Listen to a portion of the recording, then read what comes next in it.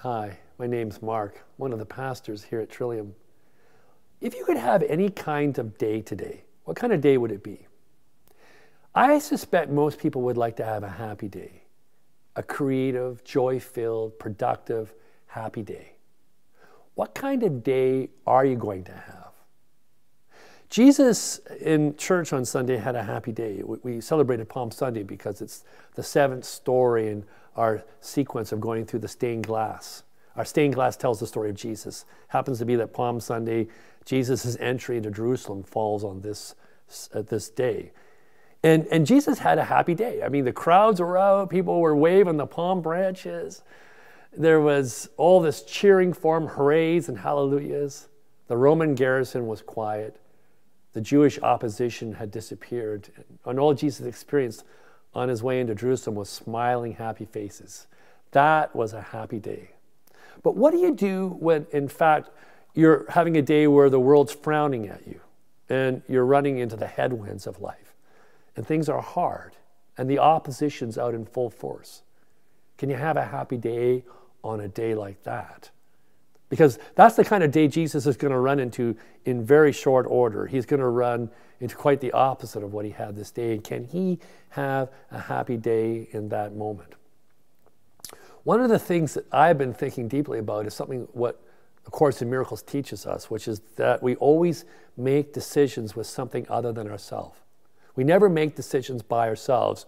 We either make decisions with our idols or we make decisions with the Holy Spirit. And the happy day comes to us when we embrace a certain frame of life and a commitment to making our decisions with the Holy Spirit.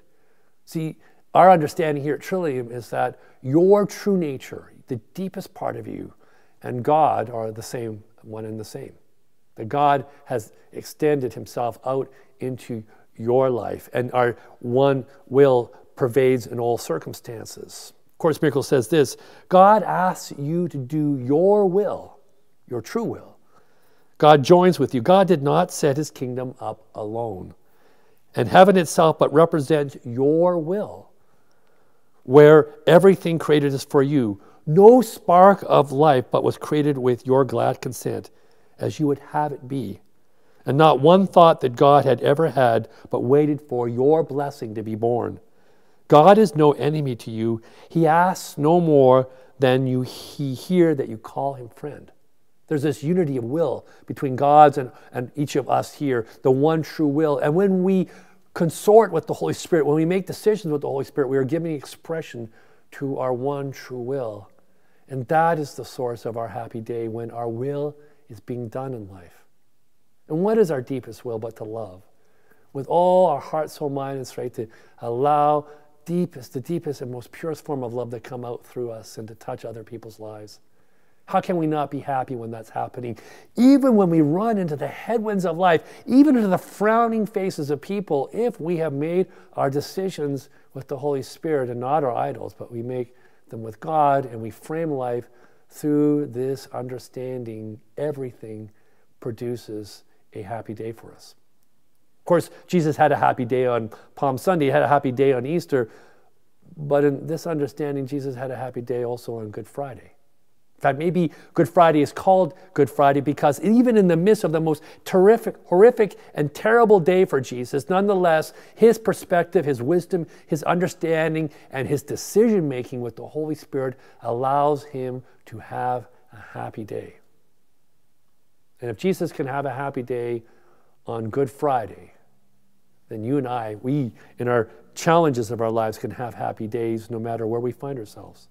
You know, when I went through my separation in my first marriage, I made a lot of unhappy days for myself. I chose unhappy days. I actually chose to be unhappy because I didn't have the strength to frame life through the eyes of happiness. I wasn't making decisions with the Holy Spirit, and I wasn't expressing love in what I was doing. You can choose today to have an unhappy day, but I hope you choose to have a happy day. Start becoming conscious of making your decisions with the Holy Spirit. Allow your deepest will to be expressed, and the happy day will come to you. You will be that happy